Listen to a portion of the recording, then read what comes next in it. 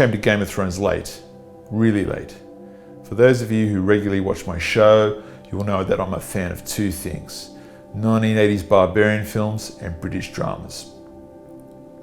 So the thought of a TV series made during the time of heavy studio control and censorship did not exactly warm me to the craze.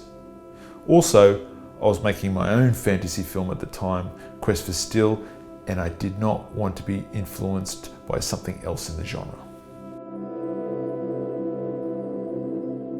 But during this time Season 8 was being screened, I stumbled across an old interview where the writer of the Game of Thrones books, George R.R. Martin, revealed that he was a big fan of the BBC television series I, Claudius, and that it was this and not conventional American television sword and sorcery where his inspiration was being drawn from.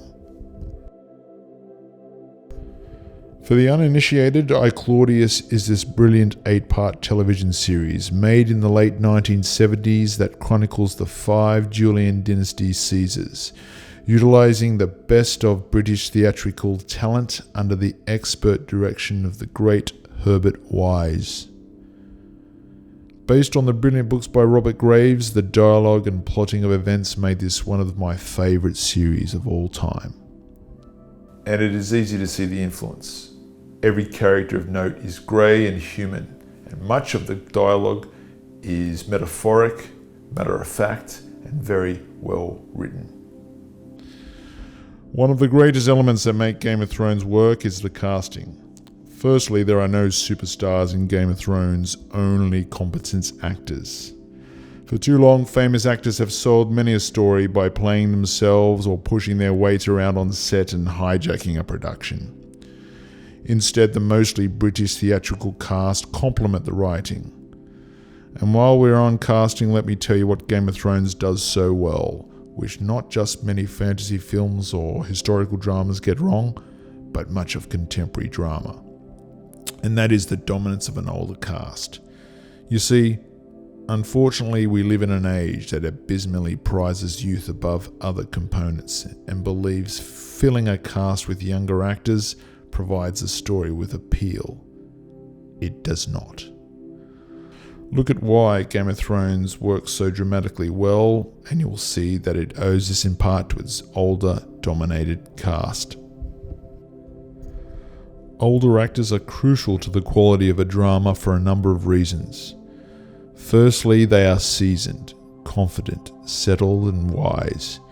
It may be an overstatement to say all older actors are this or possess all of the traits I've just listed, but there is no denying Game of Thrones is lifted by many an actor over the age of 50.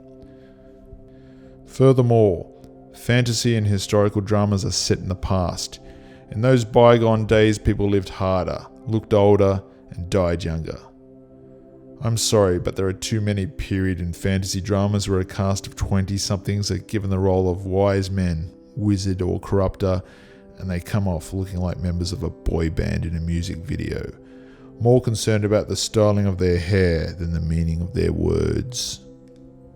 Of course, younger actors are needed in all genres of drama, but a little intergenerational interchange does a lot to elevate the believability of the piece. Game of Thrones is also successful due to its effective play on tropes. In this story, we see what seems to be the conventional witch as seductress, beautiful, influential, and evil. Throughout, she is whispering in the impressionable king's ear, a dark ceremony here, a dark ceremony there. But what Game of Thrones does with such ingenuity is it asks the question, what if the witch was just not very competent? At the start of the story, we fear her curse. We don't like the requirements of the Black Mass, don't like the contract involved. We have seen this before, what the consequences are. But as the series rolls on, we see that it is incompetence and not inequity that is her true flaw. Strangely, we want to see her succeed. We hate seeing the unachieved. Besides Melisandre's failings, Game of Thrones also throws a brilliant spin on the motivational military speech. Braveheart was not the first film to give a rousing monologue, but it started a trend that to this day seems to be part and parcel of all historical dramas and fantasy films, good and bad. Yet what Game of Thrones does so well is it puts a brilliant spin on the call to arms dialogue. In one particular scene, Theon Greyjoy rallies his troops with the usual frontman humour. You hear that? That's the mating call of the Northmen. They want to fuck us. Well, I haven't had a good fucking weeks. I'm ready for one.